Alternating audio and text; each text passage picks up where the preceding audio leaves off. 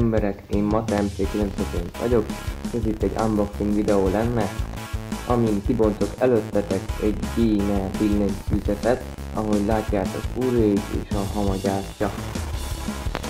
Nézzük is jobban meg ezt a billentyűzetet. Látjátok Gaming Keyboard, kompatibilis Windows 7-ező Mac operációs rendszerhez. Ahogy én nézem, itt a képen ez német, de reméljük, hogy nem lesz az. És itt van ilyen Full-Rage, ez olyan a fajtája. De hát anti-ghosting. Nézzük jobban a dobozást. Újra billentyűzetet láthatjuk. Újra az Full-Rage feliratot. Na itt van például a magyar írás, ahogy látom. Oké, ahogy ideális játék billentyűzet, belső nézetű FPS, valós idejű stratégiai RTS, szerepjátékos RPG, vagy sokszereplős online-os MMO játékokhoz. Ahogy nézzük a technikai datát, vagyis az adatait. Ott van Germán, ahogy láthatjátok. A 105 gombos, USB-s, és ott van Gaming Keyboard, Ulis Loyalty, és ott van 1x8, és 8 darab kék, vagyis igen, kék billentyűzet van hozzá, annyinak, meg a VASD gombok. Ahogy így jobban megnézem, nekem azért tetszett ez a billentyűzete, egyrészt nagyon jól néz ki, és még nekem a régi billentyűzetem már kezd kék jönni, úgyhogy úgy gondoltam, hogy már ideje lenne lecserélnem. És még, hogy multimédia funkciót, vagyis az FN, amivel lehet állítani a hangot föl le, aztán meg lehet állítani a videót. Így olyan dobozban vannak még utasítások, és nem sokára láthatjátok, ahogy kibontom. Na itt is lennék a kibontással. Na akkor gyorsan bontsuk ki és nézzük, mi van a belsejében.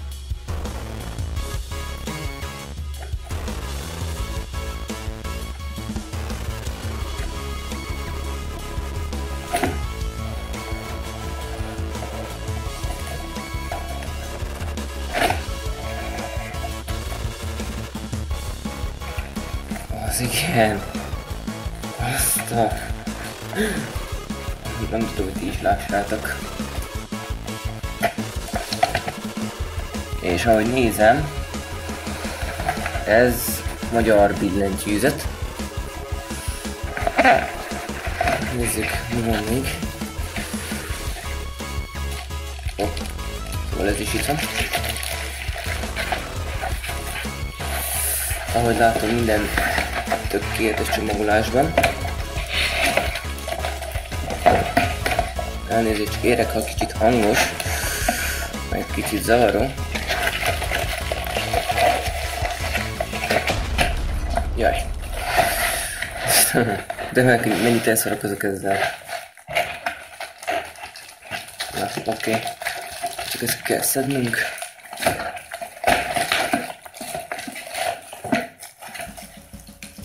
Most szépen ezt arrébb tesszük. És kicsomagoljuk.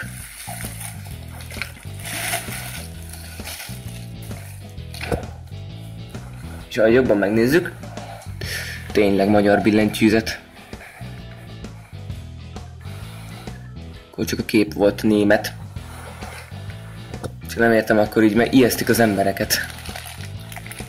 Hogy... Hát engem végül is megijesztettek, mikor Play IT megvettem ezt a billentyűzetet, és így miután megvettük, úgy így rá 20 percre eszméltünk rá, hogy bakker, ez a német billentyűzet van, meg minden. Nem mertem kicsomagolni, mert én itthon szerettem volna. Itt nektek, itt előttetek akarom kicsomagolni. És ahogy nézem, kötélbeszabásos USB, ahogy látom. Még az USB-je is jól néz ki, emberek. Ezt meg is mutatom nektek. és látjátok így aranybevonatós az USB csatlakozója, vagyis ami azt jelenti, hogy nehezebben jön ki, mint ahogy kéne, és könnyebben dugható bele az USB-be. És ha jobban megnézitek, Rage, most egy márkás billentyűzet, és ahogy nézem, elég halk. Az előző billentyűzetemhez képest elég halk, az biztos, mert azt is elővettem itt nektek, és mutatom, hogy ez